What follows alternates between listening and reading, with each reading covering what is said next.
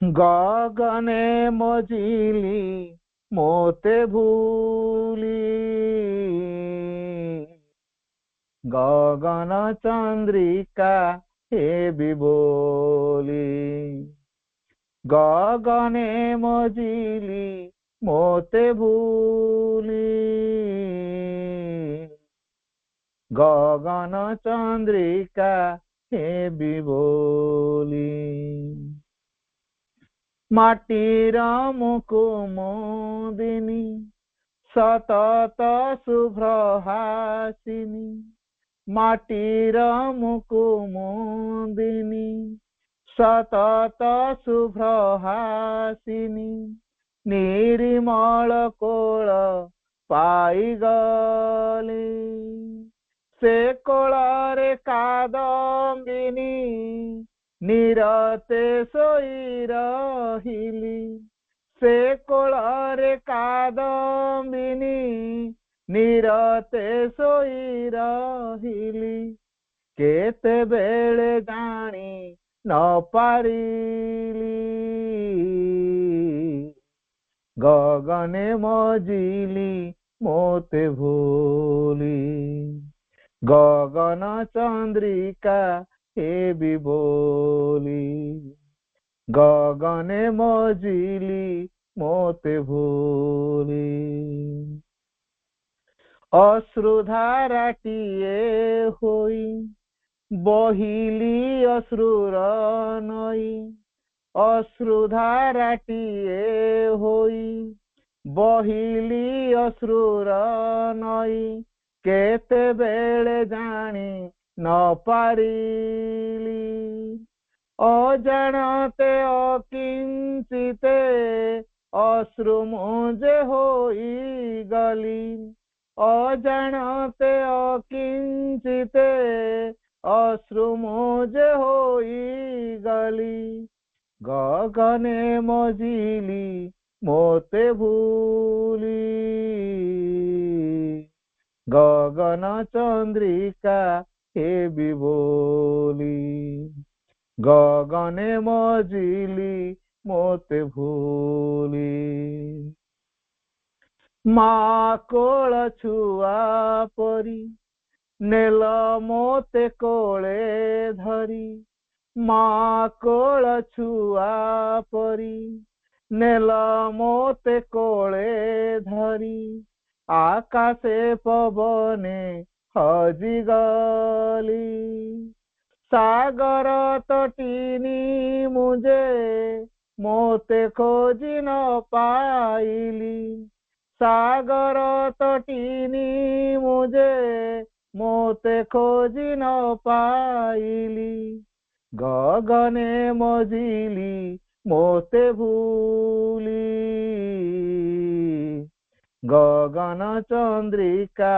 हे बोली गगने मजिली मोते भूली गगन चंद्रिका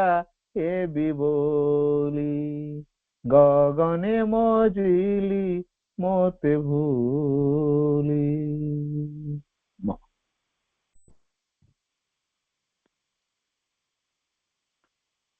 प्रणाम Lotus of the Divine Mother. करुणामय माँ परम प्रभु श्री अरविंद उपस्थित समस्त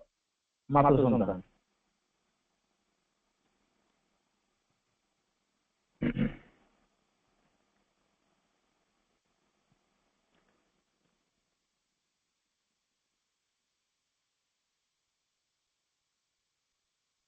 हमें नारी जो शब्दटी केमिति बुझीछु गोटे कथा श्री अरविंद दृष्टिकोण जानिबा नारी माने होचंती मांकर विभूति सकल जेतु नारी माने होचंती मांकर विभूति सकल मांकर जो चारि गोटी शक्ति महान शक्ति आमे महेश्वरी महाकाली महालक्ष्मी महासरस्वती बोली कहूचे काहारी भितर कौन ना कौन से गोटे शक्ति निश्चित अच्छी से कार्य को ମ୍ୟାନିଫେଷ୍ଟ କରିବା ପାଇଁ ଉଦ୍ଦିଷ୍ଟ ହେଇକି ଅଛନ୍ତି। କିନ୍ତୁ ତାପରେ ଆମେ ମାନବ, ନାରୀ ହେଲେ ବି ସେ ମାନବ, ମାନବୀୟ ପ୍ରକୃତି କଣ କରିଛି, ତାର ଏଇ ଯୋଉ ମ୍ୟାନିଫେଷ୍ଟ ବା ଅଭିବ୍ୟକ୍ତି କୁ ସେ ରୋକି ଦେଇଛି। ଯେମିତି ବଲ୍ବ ଗୁଡାକୁ ଜାଳିଲା ଲାଇଟ୍ ଦବ, କିନ୍ତୁ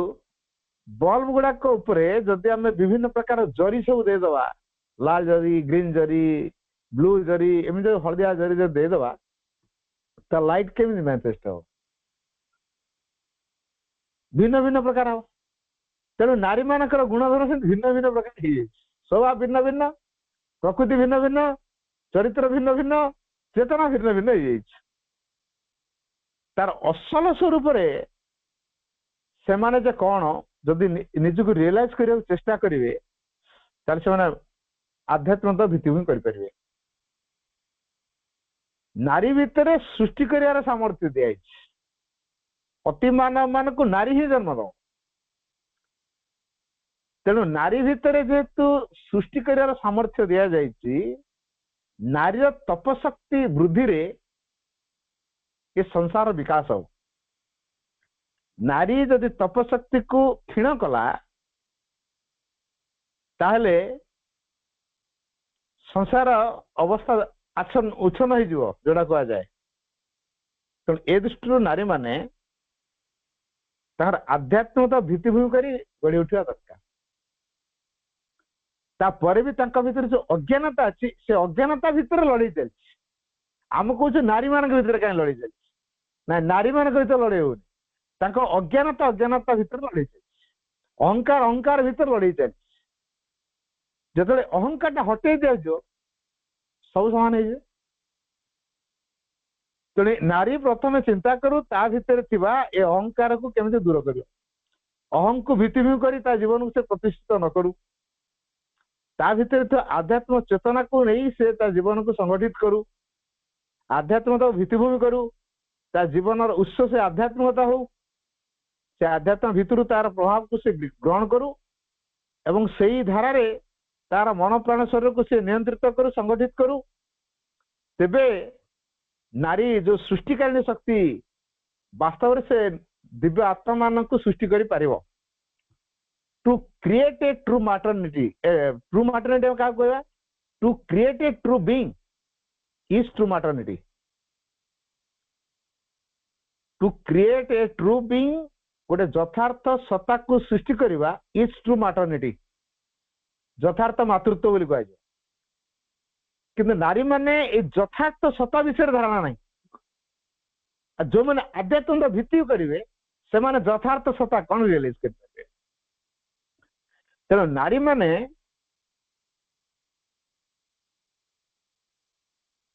ଯେହେତୁ ମାତୃତ୍ୱର ହୃଦୟ ରଖିଛନ୍ତି, ସ୍ନେହ, ପ୍ରେମ, ତ୍ୟାଗ, ବିନମ୍ରତା,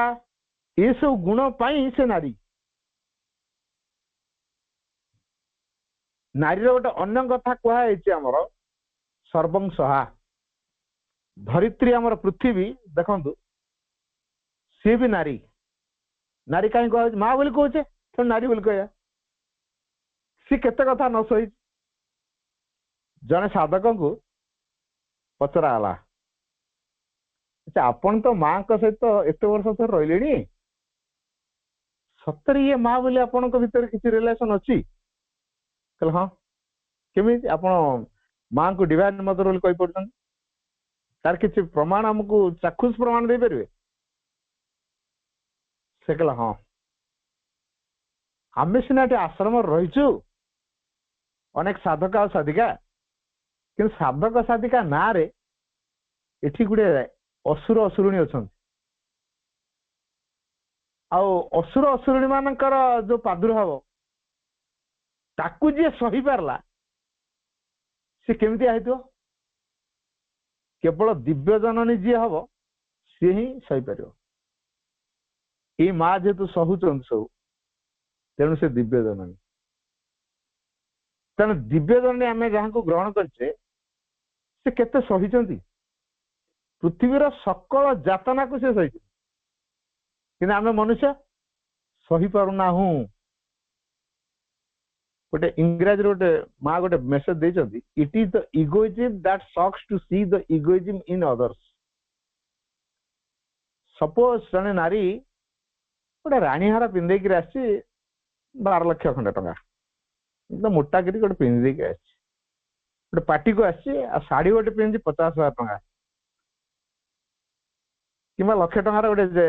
जरी दिया शाढ़ी कौन सुना जरी दिया शाढ़ी गोटे कौन पिंधिक गोटे माने मोटामोटी से सजे 15 लाख खंड टंकार सजे पार्टी को आउ जन नारी तो देखीदे खाली अनौथुव सीना भितर से जलुव ये जो ईर्षार भावटा कहीं अच्छी कारण नारी भितर भीतर नारी प्रकृत असल नारी जे ता भितर सब नए बाहर जो बाह्य दृष्टिकोण जो मटेरियल दृष्टिकोण रु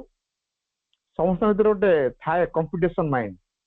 जेलसी माइंड जो जेलसी माइंड टा अच्छी ताको से हटेवा दरकार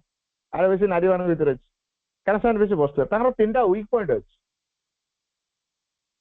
तेरे से वीक पॉइंट को जब से ओवरकम करेंगे ताले यथार्थ नारीत्व तांका भीतर परिप्रकाश हो कौन से 3टा से पुरुषर दास ही हूँ जानी पारती पुरुषर दास ही जाए नारी माने प्रकृत पुरुष दास होवाई सृष्टि होना किंतु ताकर 3टा वीक पॉइंट अच्छी प्रथम है जे से माने निजुक बड़ अबला दुर्बला मन कर जेतु से माने निजुक बड़ अबला दुर्बला मन कर तेणु सुरक्षा पाई पुरुषर शक्ति उपर से निर्भर करते नारी भितर केते शक्ति अच्छी से थरे चिंता करि पारंता से बहुत किसी करि पारंता नारी ता शक्ति को जागृत करि पाउनी तेणु जो बाहर बाहर जो शक्ति को लेकिन से अच्छी से दुर्बल तेणु अन्य जन को देखले सही पारुनी से चाहूँ अन्य को टपियर ता अहंकार बढ़ाऊँ सही न पारे ईर्षार जलुची एमती नारी अवस्था स्थिति तो मैंने ठीक नहीं से बालांस रखिपारे समता ता भर 3टा वीक पॉइंट प्रथम है से पुरुषर सामर्थ्य उपर निर्भरशील द्वितीयटी है नारी माने बेसी पारिवारिक जीवन में बेसी संपृक्ति रखा चाहती जोटा नारी उचित नुह दाम्पत्य जीवन पारिवारिक जीवन घर करवा आउ किसी करवा मेटेरियली टे डेवलप हवा एटा चाहती तेणु से मेटेरियल डेवलप आउ जन जदि किए टपी गला नारी पाक कमी शीघ्र तार गाड़ी घोड़ा कर तमें कहीं खटुन तुम सी भी तो खटुचे तुम से खट ता पुरुष को से जाहिर कर दो तुम से रोजगार कर तुम से स्टाटस रुह आ जदि ना से मनउणा कर मुह आड़ा आड़ा कर अभिमान कर सब जिनस रागरुषा मनोभाव ता पाखे थाए तेणु मेटेरियली डेवलप करने नारी भितर प्रबल इच्छा थाए आम पुरुष मान हुए तो बहुत खर्च करदे नारी मान सहज खर्च करेंगे पैसा साइज की रखिए कम रखिए जगह किणवा घर किणवा फ्लाट किणवा गाड़ी किणवा मेटेरियली डेवलप यही नेचरटा अच्छी मेटेरियल नेचर रहा माने से निहाती जेलसी हम अन्य मान प्रति क्या से मेटेरियल अन्य जन को टपी पारनी से चाहू तो निजे समस्त टप रहा मेटेरियली कि हो न पारे जेलस गोटे डिजायर तो जेलस करे विशेषकर नारी मैंने यही डिजायर रखी था थर्ड वीक पॉइंट है मातृत्व अर्जन कर लालसा तेणु से पुरुष पाखे दास होगा बाध्य हमें क्या पुरुष न से माँ हो पार तेणु पुरुष से खुशी कर रखे पुरुष को निज बस कर रखे तो ये जो 3टा वीक पॉइंट से आज पुरुष पाखे डोमिनेटेड हो ओवरकम करू ता नारीत्व परिप्रकाश हो ये 3टा वीक पॉइंट को जेपर्यंत से ओवरकम कर पारनी ता प्रकृत नारीत्व परिप्रकाश हम जाफल कि ये गोटे जेलसी मनोभाव ईर्षार मनोभाव पुणी एत ईर्षा जे तार आ गए भयंकर रूप नब विद्वेष ईर्षा कौन आ विद्वेष कौन मु जन प्रति ईर्षान्वित होची सही पारुनी तार पूरा विनाश न हवा पर्यंत मुझे ईर्षा कर चलती तार तो विनाश हो मु चुप हेबी ये जो विराट क्षतिर कारण न हवा पर्यंत जो अस्थिर अवस्था या कह जाए विद्वेष मन विद्वेष है शत्रु असूया यहाँ कह जाए असूया विद्वेष है शत्रुतार हम असूयाटा हूँ ईर्षार असूया हम असूया हूँ विनाश पर्यंत जीव विद्वेष है शत्रुतार हम देखेब तो नारी पाखे यही प्रकार भाव था जो प्रकृत नारीत्व परिप्रकाश हो किंतु माँ नारी मान को बहुत गुरुत्व दे कहीं कारण नारी माने वीर संतान मान को जन्म दे पारे वीर संतान जे सकल ऑब्स्टैकल बाधा को जे फेस कर पारिबो तांको कह वीर जे ट्रुथ को लेकिन जीवन बची पार से भाया संतान से जन्म दे पार तार अभिप्सा बल तो नारी पाखे जो चाबिकाटा अच्छी तार अभिप्सा दिव्य शिशु मान आसवे वीर संतान मान आसवे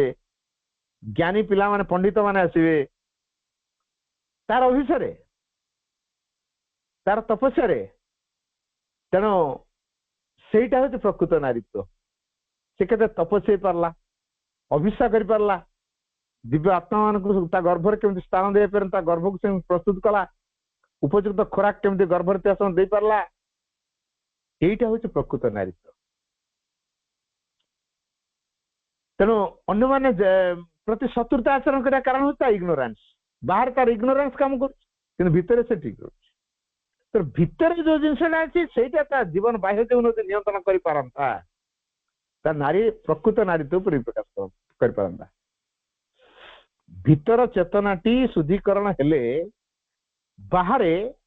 तार जो बाह्य जीवन को से नियंत्रण कर पारंता ए दृष्टि आमको बुझा पड़ो से नारी माने एसब कर कहीं तार कारण हूँ चाकचक्य दुनिया से विमोहित जदि बहिर्मुखी ना अंतर्मुखी हो गले नारीत्व प्रकाश पाइब आ जो मैंने जी बहिर्मुखी से ईर्षा परायण अहंकारी स्वार्थपरायण तो नारी बर्तमान चिंता करू से बहिर्जीवन बंचो ना अंतर्जीवन बंचो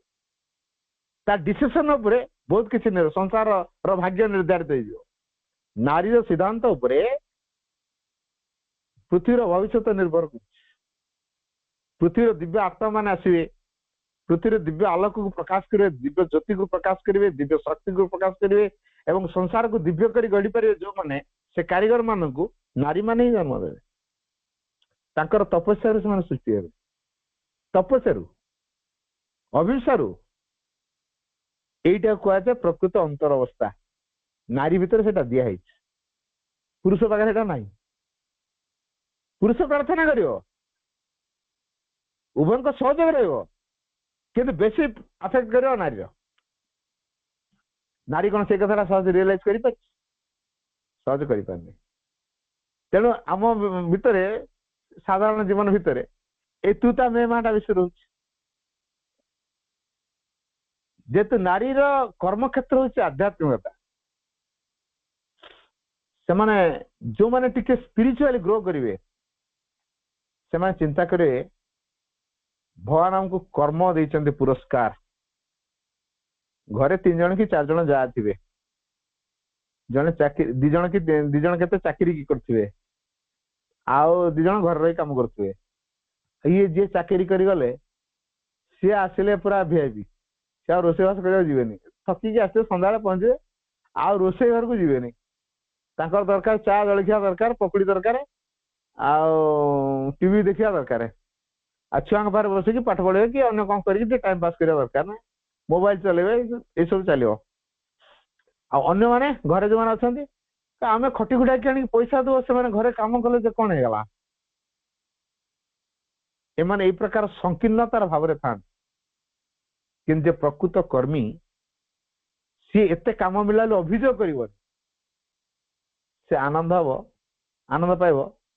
जा मते कर्म पुरस्कार मिलला मु कर्मी बोली मते कर्म पुरस्कार मिलला चंता कर्म रे तार आपत्ति आसेनी केतळेटा हो ता नारीत्व तो ठीक रे परिप्रकाश हेतो अर्थात तार आध्यात्म चेतना दृष्टि से बुझुची जे कर्मी को कर्म पुरस्कार मिले से झगड़ा कर जीवन कि जो माने यही दृष्टिकोण रखी ना अज्ञानता भितर बुड़ी से कौन कहे मु ताठू बड़ मु सीनियर अच्छी बहु मान भीतर मु बड़ बहु मु जहाँ कहे से करेंगे ना मु जी पहली भाया कटिवी ना प्रकृत आध्यात्म चेतना जदि नारी भितर जागृत हुए से अन्य मानक निजे काम करके देखई देकी शिखे दब तेणु नारी मान आध्यात्मतार भित्तिभूमि कर निज जीवन को संगठित करने दरकार से अभाव कलिकजिया हो आलोचना मुझे रखुची समस्त एथर शेयर करेंगे।